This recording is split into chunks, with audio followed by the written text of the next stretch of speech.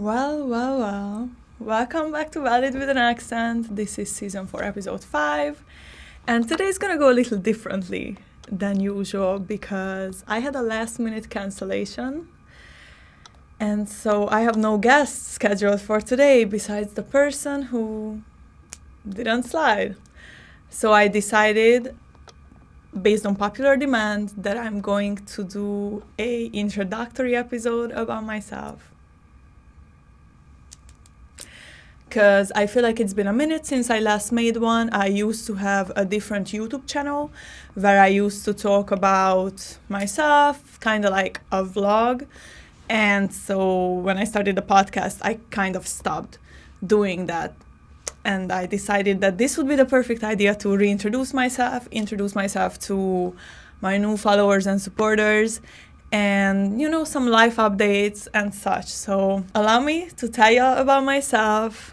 I also posted a Q&A on Instagram, so I'm gonna respond to all those questions as well. I didn't even get to look at them yet, so we're all gonna look at them together, and you're gonna get honest, unfiltered answers and responses to everything. So let's get started.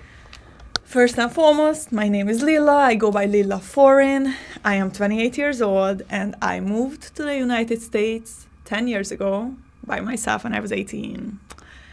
It was my goal and my dream since I was 12 years old. I was in 5th or 6th grade, and I didn't know what I want to do in the future, what I want to be when I grow up, but I knew that I'm not going to find that in Hungary. So I kept asking my parents, if we can do a trip to the States, anywhere in the States. It didn't have to be New York, LA, New York, Florida, anywhere, right? And we kept pushing it back. Then high school came, I was 18, and I still never been to the US.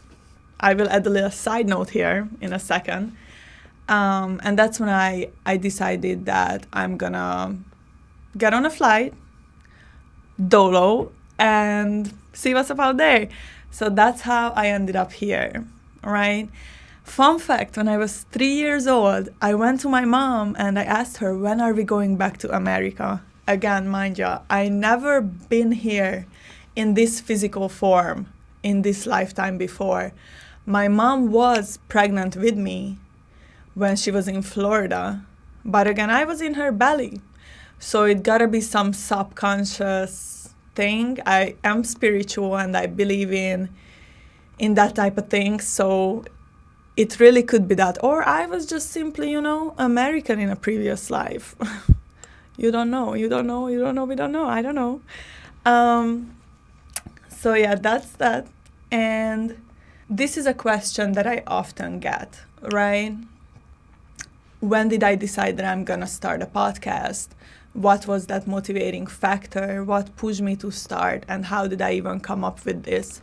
So because of all the experiences I've had the past 10 years and everything I've been through, people always tell me, oh, your life is a movie, right? And they kept asking me to write a book. You should write a book. You should do more vlogs, this, that, and the third. But to always shoot and edit and stuff, back in the days, that was just not really my vibe. So that's why I never became a YouTuber per se, right?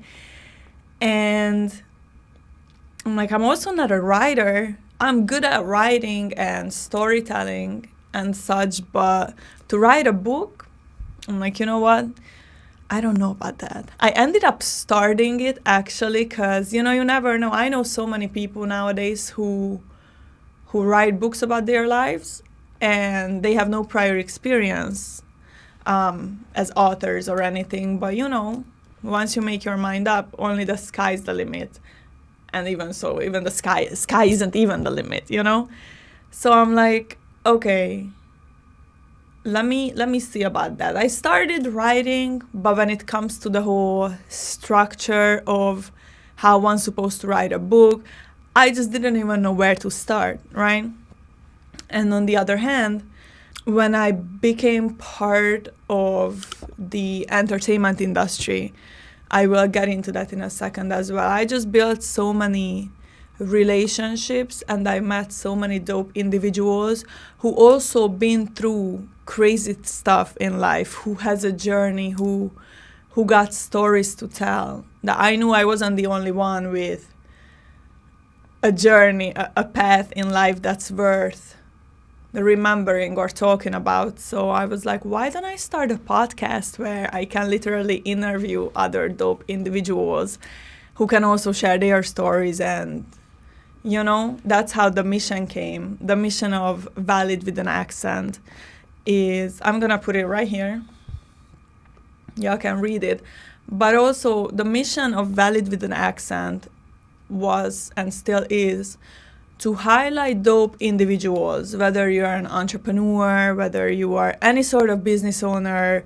whether you're an artist, whether you're just a normal, regular person, to shine light on you and your strength and such things. And we don't have to agree, we don't have to understand each other, but as long as we can sit down and have a respectful conversation despite the differing views, the different upbringings, the different life experiences, cultural differences, different childhood and everything, it is possible to just respect each other, right? So that's briefly about my podcast. And another thing is, because people always ask me, like, are you ever going to have co-hosts? Are you interested in having a co-host? Why aren't you doing it with someone else?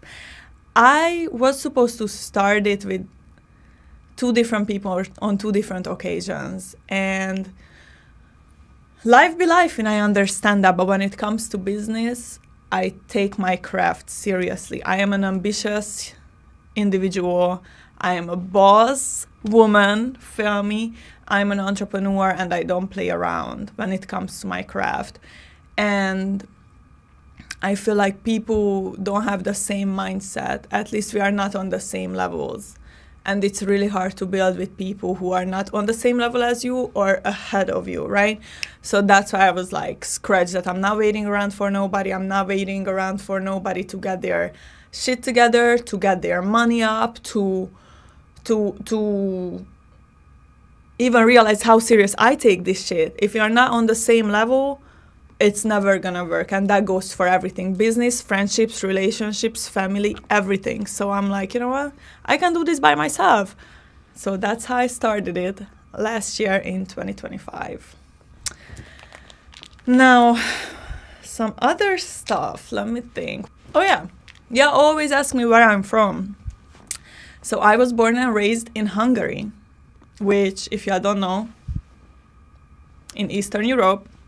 I was born and raised, but I was born in the capital, in Budapest, but I've lived my entire life about 20 minutes from Budapest in Érd. I went to high school out there, and as I said, I moved here when I was 18, so right after I was done with high school, I got on the first flight and I dipped. People always ask if I miss my family, what do I miss most about Hungary? Of course I do miss my family. Of course I do miss my family. And it's gonna sound harsh, but when you know you want something in life, you gotta go get it no matter what. And so my mom was trying to, I guess, hold me back in a way, and it can come from a good place, or just her being worried about me or making sure that I'm safe, and, she trying to take care of me. But I just knew what I wanted, and my ambitions were bigger than all the what ifs that, people trying to put on you when you trying to start something new. That's why it is very important when it comes to your dreams and future, you either not gonna share your goals and dreams with nobody, because you already know how people are. People will look down on you. People will make fun of you. People will laugh at you. People will not take you seriously. People will think that your dreams and goals are way bigger than what you are capable of, and you cannot let them talk to you that way. So it's best to, whatever you have something in mind, just do it. Just go get it yourself, because at the end of the day, nobody's there for you but yourself. So, of course, I miss my family, to circle back to that, and I miss the food.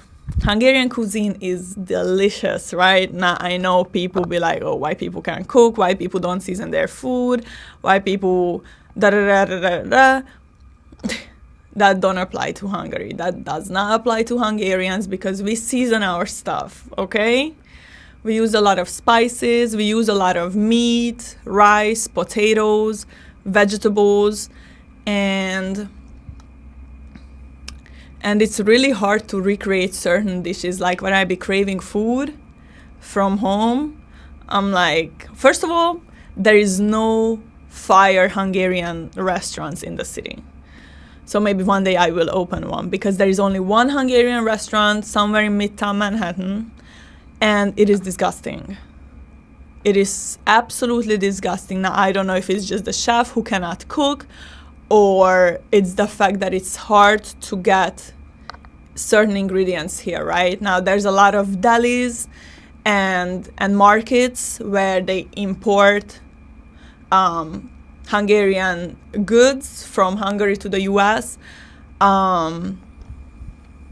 but it's not the same. So on occasions I make soup or some beef stew or some casserole dishes and such, but at the end of the day I usually just wait until it's time for me to visit my family, which I usually do once or twice a year, and my grandma and my mom will make whatever I want to eat for me, pretty much. So that's usually it. Let me see some of the questions that you guys asked,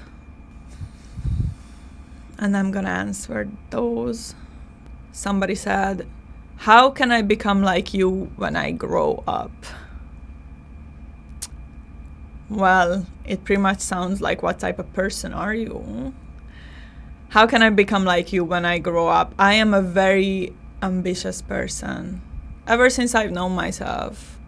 Think about the simple fact that since I was 12, I wanted to come here, and now look at me. 16 years later, I am here, I'm grinding, I'm hustling, I'm building an empire, and I'm figuring it out. Ambition, being a genuine, good-hearted person, which can always backfire, or often backfire. I'm not gonna say always, but it often backfires. However, as long as you don't let others deter you from the path that you are on, it's worth it, because at the end of the day, you want to attract people with similar mindsets, similar hearts, similar values, morals, and not necessarily goals, but a level of ambition and motivation. And that is very, very, very important. And of course, you're gonna have a fire accent. Somebody else asked, what's your favorite Hungarian dish? When you were a kid, what did you want to be when you grew up? So to answer the first part, so I really like my grandma's and my mom's cooking, but they cook in very different styles. Like, it can be the same recipe, it's not gonna taste the same. They use very different flavors, and your grandma and your mom don't cook the same way, right?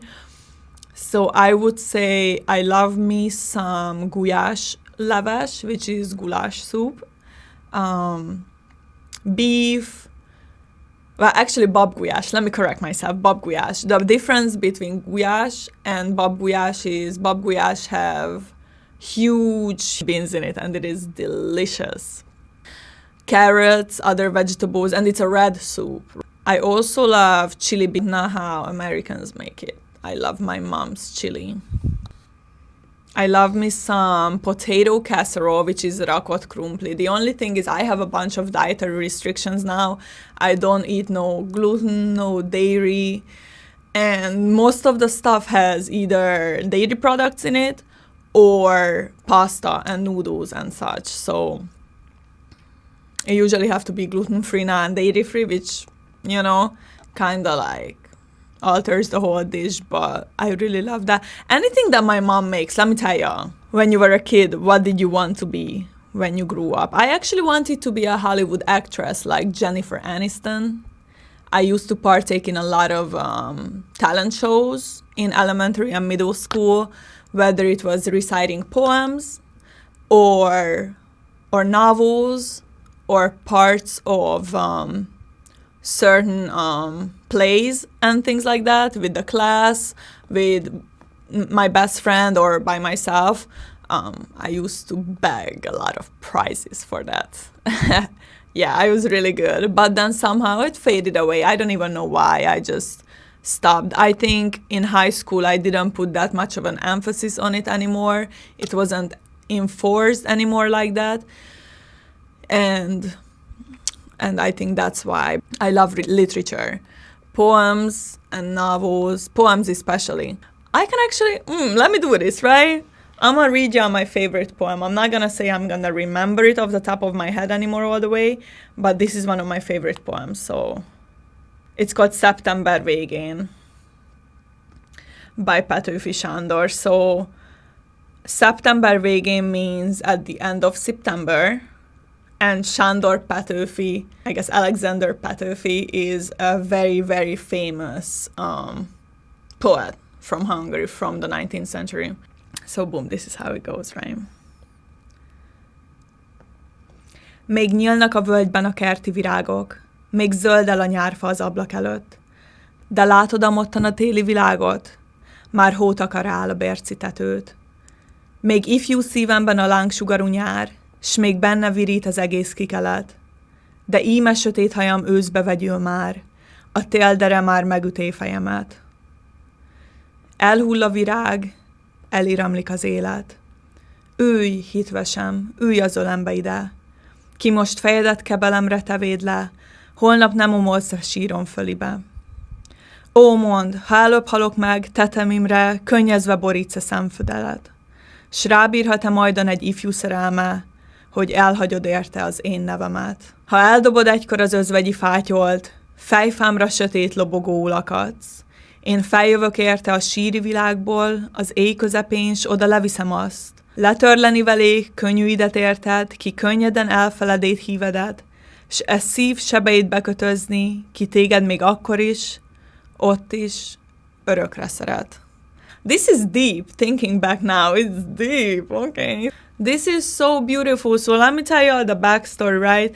This was written in 1847, September of 1847. And to circle back to the talent shows, right? Me and my best friend, she's back home, right? We've been best friends since we were 12 years old. And we used to recite a lot of these things together at these talent shows. One of them was the novel, The Little Prince. That part of it we performed together, I think in 5th grade, and I think that's how our whole friendship started. We actually have matching tattoos too from that novel, from The Little Prince. That's another thing. I love me some tattoos, but I'll get into that in a second. And another question is, what is your goal / purpose for hosting events? Are you trying to become a party promoter? No. I would never become a party promoter. I think party promoters are bad people. They lie, they cheat, and they scam people out of their money. I would never do any of those things. I don't want to become a party promoter. My goal and purpose for hosting these events is simply the fact that since I entered the entertainment industry about 5 years ago, I just built a lot of connections with people. I kept networking, I kept building connections, and you gotta utilize this. And I know that not everybody is allowed in the rooms that I've been in. Not everybody know how to enter these rooms. So who am I to gatekeep these people? I want to make sure that I just pass the knowledge on, and I help individuals who can benefit from these connections just be part of the shenanigans.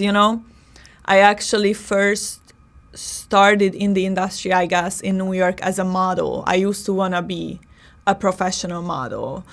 But once I entered the New York City scene and I realized that modeling is not really what it was in Hungary or how I envisioned it, and there was a lot of emphasis on altered and surgery bodies, and I used to fall between two sizes, between size 6 and 8, and I was just not the standard skinny model type and stuff. Even though the industry is now more inclusive, at the time, like 5 years ago, I'm like, this is cool as a hobby. I don't want to pursue it no more though. Especially that I'm not a runway model. I do print. I love photo shoots. I love video shoots, high-end beauty, editorial. I'm not into the whole video vixen and runway and ass shaking and stuff like that. So I'm like, this is cool as a hobby. My creativity can flourish and I can express myself through these photo shoots, but I would not want to pursue it as a profession on a high level anymore. Some of my hobbies. So, as I said, I love tattoos. I don't know if the tattoos can be considered a hobby, but I have a few of them. I actually need to do an updated tattoo tour video. I have one on my other channel, but that's super old, from like, I think 7 years ago. Actually, I did that during COVID, so probably like 5-6 years ago. I love to read. I love nature, so hiking, picnics in the park, taking walks, playing sports. I love fitness. I love going to the gym. I love board games. I used to host a lot of board game parties, game nights. I love to travel, whether it's small road trips for the long weekend, whether it's week-long trips in the country, out of the country, across the ocean, anything. I've been traveling. I'm very lucky and fortunate that with my family, since I was 2 years old, we've been traveling. So I got to visit a lot of different countries, mostly in Europe, but I also been to Egypt. I've been to Turkey, and I just gotta travel some more to like the Caribbean and like South America, sorry. And of course, like, I'm a Capricorn, so I work a lot. So I guess as much of a hobby as podcasting is, I also take it very serious, but I can be myself and express my creative side through this and, you know, still live my dreams and do something purposeful. So it's always good to. Who is my favorite artist? Now, if you know, you know. If you know, if you've been following me for a minute, if we've been friends since I was 12 years old, my favorite artist has been and will always be Lil Wayne. He's the GOAT. He is amazing. I love his music. I got to see him perform live a couple times. The last time I've seen him perform was last year, 2025. Right when he dropped the Carter 6, he was at Madison Square Garden, so I went there by myself, and that was an amazing show. He really put that thing on. Lately, I really like Sleepy Hollow. I want to say he was my favorite 2 years ago. He's still cool, like, he got me through some sad times and stuff like that. And currently, I'm not a huge female artist fan for some reason. I just never found a female artist since like Britney Spears or Lady Gaga like 15 years ago who I would actually really like. But shout out to Jessie Reyes. She's from Canada. I think she's Colombian Canadian, if I'm not mistaken. And I love her music. Her voice, her songs, her lyrics is just so powerful and relatable and amazing. Definitely is giving me goosebumps. I would love to see her perform live one time. Would you manage an artist? How did you get started in the music industry? Very interesting, right? So I guess to circle back to how I started in the music industry, how I started in the entertainment industry period was through modeling. I don't even know what was that point where it transitioned from modeling to music, but again, probably just the rooms I've been in, the connections I've built. I genuinely don't remember that exact moment. It had to be I actually do remember, sorta, kinda. Not exactly, because it's kind of like a blur, but I did attend a fashion show in 2024, February.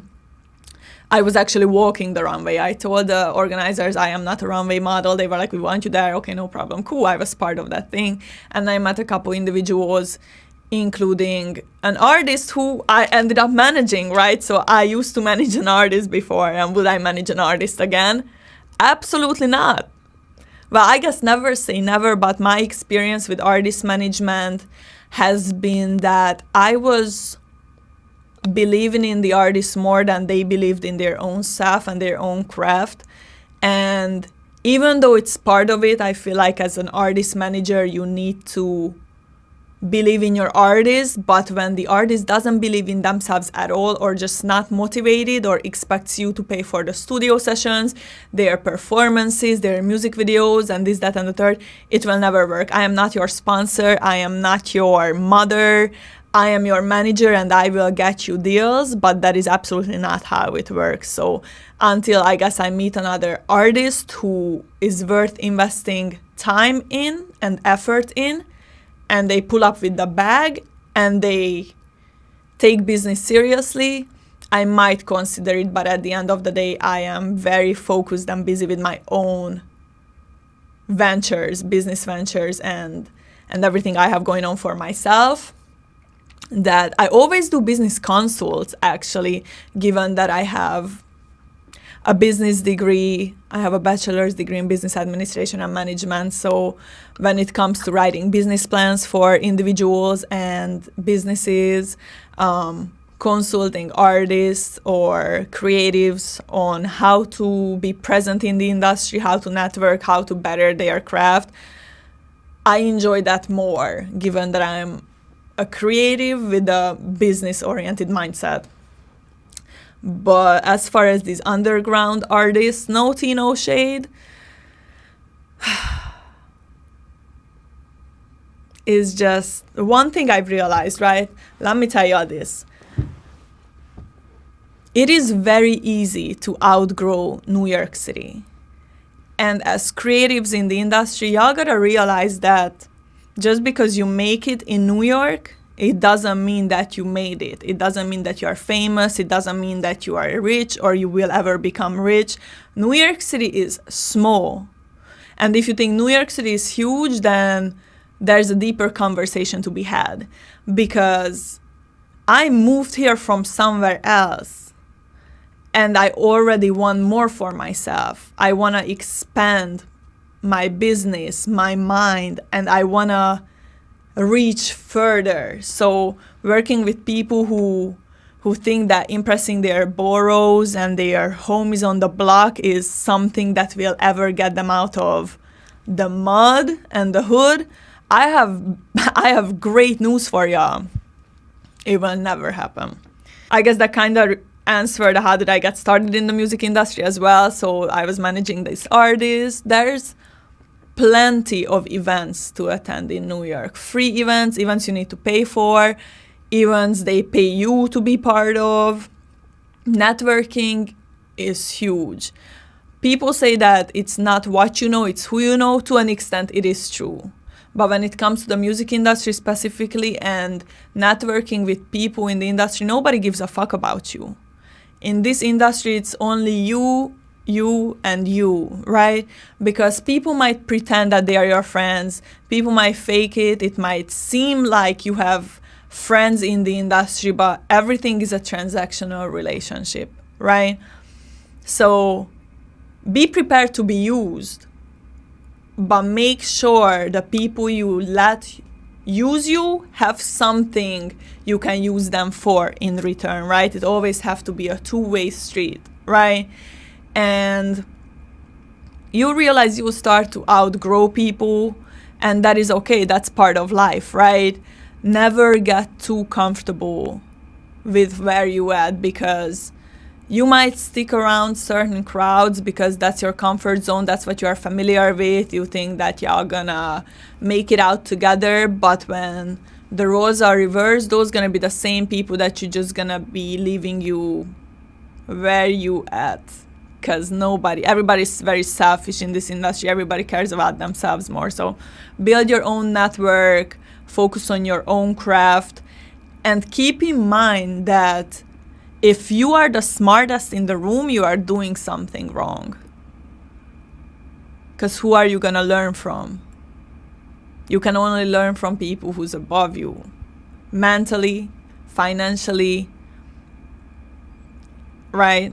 Every shape or form. Never be the smartest in the room. What living in New York City taught you? Oh boy.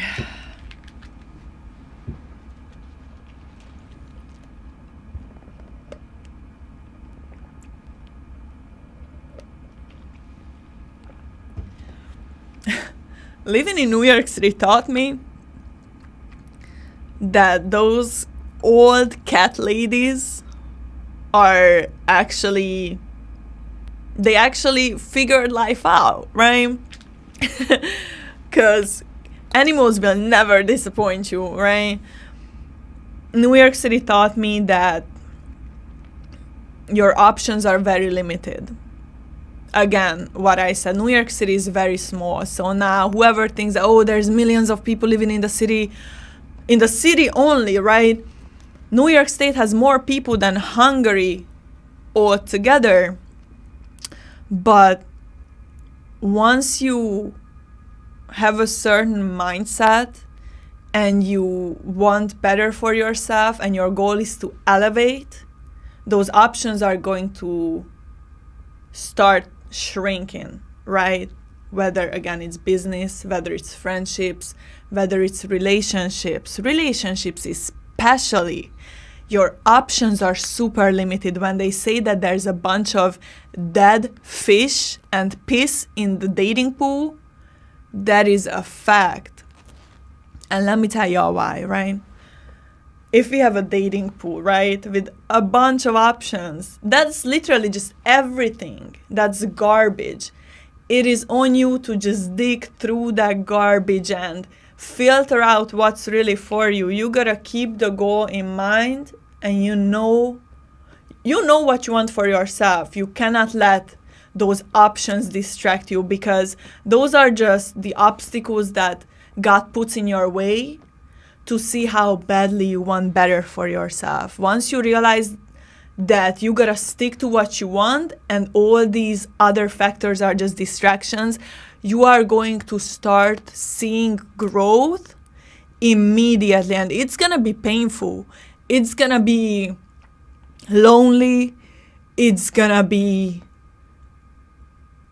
time consuming and taking a lot of effort.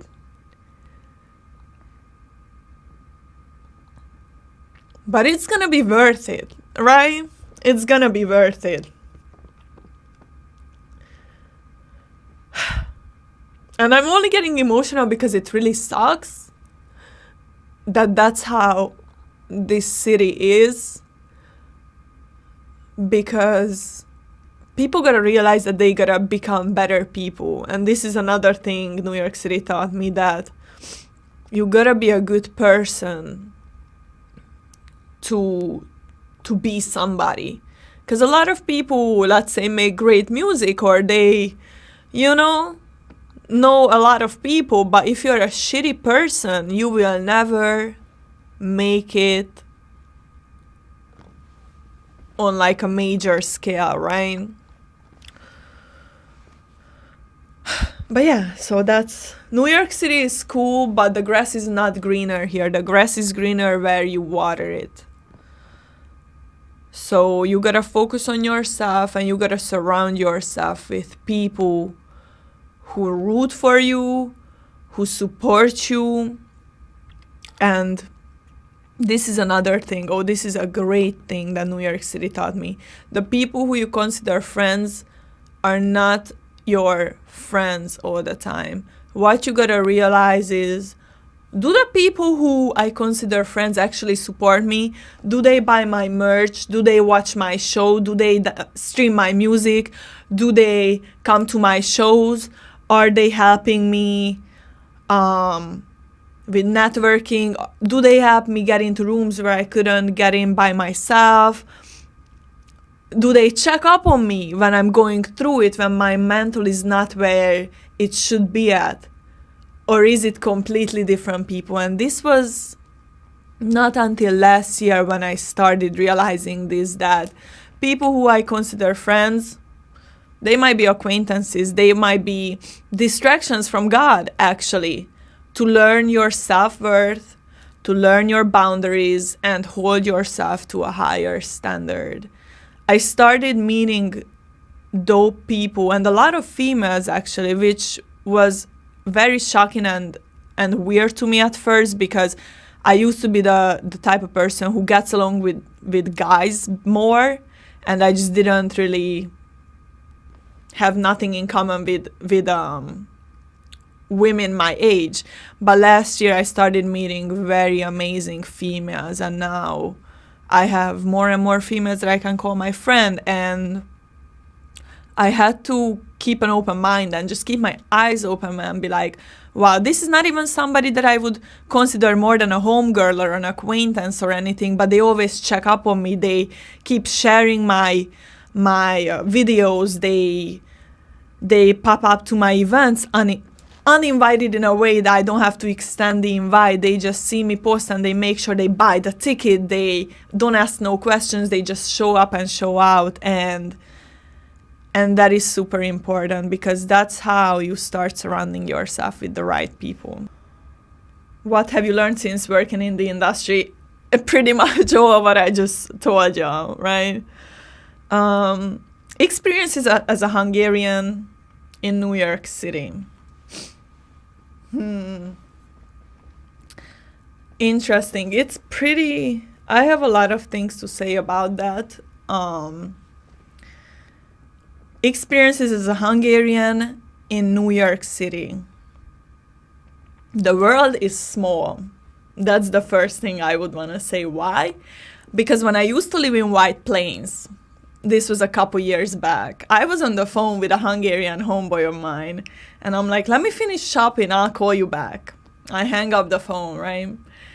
And I still hear somebody speak Hungarian. I'm like, wait, did I not hang up the phone? What's going on?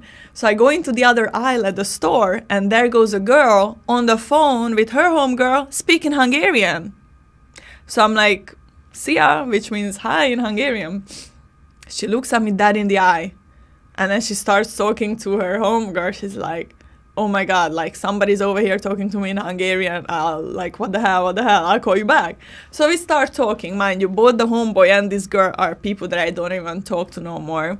And I'll elaborate on that as well, why. We became close immediately. We were close friends for a couple years. Turns out that we are from the same city in Hungary. And again, I'm not from the capital. I'm from a city where only 70,000 people live, right? So to meet somebody in New York State, 4,500 miles away from your hometown, in White Plains, another big city, but not as big as New York, and turns out y'all from the same city, and y'all know each other's cousins, but y'all never met back home. The world is small. And coincidences don't exist. Everything happens for a reason. As far as these two people go, as I said, I don't talk to them no more. Once I started, I guess, growing as a creative, as an entrepreneur, they just developed crazy jealousy. And, it was not us like, let's go get lunch, let's go to TJ Maxx, let's grab boba, let's go on a road trip. It was me like, hey, I have a show coming up. Would you mind coming out to support? And they were always too busy. They have other stuff going on. But she always made time for the random guys that she just met on dating apps, right? So, again, focusing on yourself and just don't wait around for nobody and stuff. And it'd be your closest friends who be jealous of you a lot of times. So yeah, always ask me another thing, and I love talking about this because I'm obsessed with tattoos, as I said. Y'all probably can't see any of my tattoos right now, but I got my tattoos done in Hungary. because the quality is just way better. Way, way, way better. Shout out to Celtic Moon Tattoo in Hungary. And I will do a tattoo tour video, I guess, with my updated tats and stuff. Okay. Oh, I have new questions. Okay, this is dope. Oh, hella new questions. I love y'all for this. Are you still doing photo shoots? And if so, what is your hourly rate? Okay. I'm gonna answer the first part here. Yes, I still do photo shoots. I love photo shoots. I get to be creative. I get to express my creative side. I get to bring my sense of style, my sense of fashion into it. I love posing. I love trying something new, whether it's poses, whether it's a new outfit, whether it's a different hairstyle, a bold makeup look. And photos tell a story. That's why I love photo shoots, whether it's how you currently feel, whether it's no matter what. You know, so definitely as far as my rates go, I will hit you up in the DMs. But my rates do vary based on the type of shoot I do, based on how many different outfits, whether it's an indoor or outdoor session, and so on and so on. Oh, I love this one.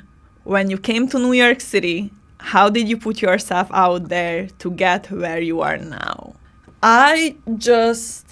Again, when I first came, I heavily believed that I'm gonna be a professional model. I'm gonna be like Kendall Jenner and such. Keep in mind, again, I don't do runway, I do print. So I always wanted to be in Vogue magazines and stuff, right? Which since then I've gotten published multiple times in so many different magazines. So shout out to all the photographers and all the makeup artists, hairstylists, stylists who was part of my teams with the shoots that we got published. I'm gonna let y'all in on some things here, right? Because again, I don't gatekeep, because my success will never take away from yours, and your success will never take away from mine. So as far as modeling goes, there's Facebook groups, y'all. There are a bunch of Facebook groups for models, photographers, and other creatives in New York City and in all different cities, right? But since we're in New York City, now y'all gotta be careful, because I have some crazy stories and I'm gonna tell y'all those as well.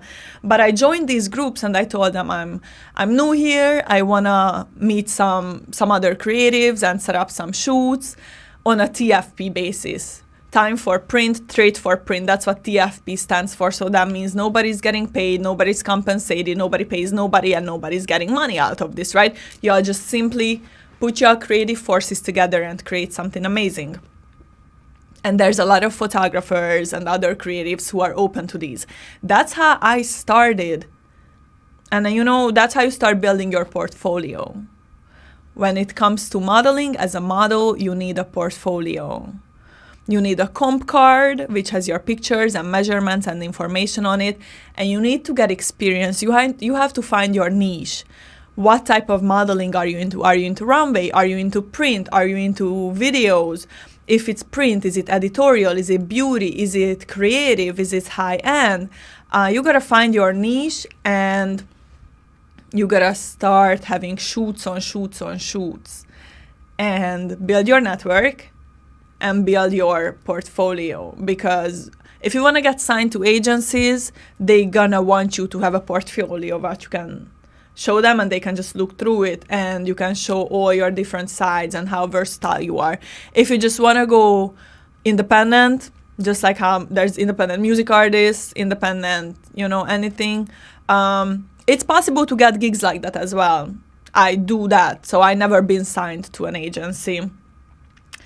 When it comes to putting yourself out there, you just gotta do what you gotta do, because again, if you're not gonna do it for yourself, nobody else will. If you don't believe in your own self, nobody else will see your worth and your value. So it turned into, from that, it went into attending these meetups. So there's certain apps. I think one of them is called Meetup, where there's free events being posted. It's kind of like Posh or Eventbrite. You can browse events locally, and there's a bunch of meetups. So a bunch of photographers and models and other creatives would get together, and let's say from 2 p.m. to 5 p.m. they are shooting. Now you can shoot with, if there's 10 photographers there, you can shoot with 10 different photographers, right? So now when you're collaborating, boom, now it's on Instagram, now you can get published through that. So many different things can come out of that.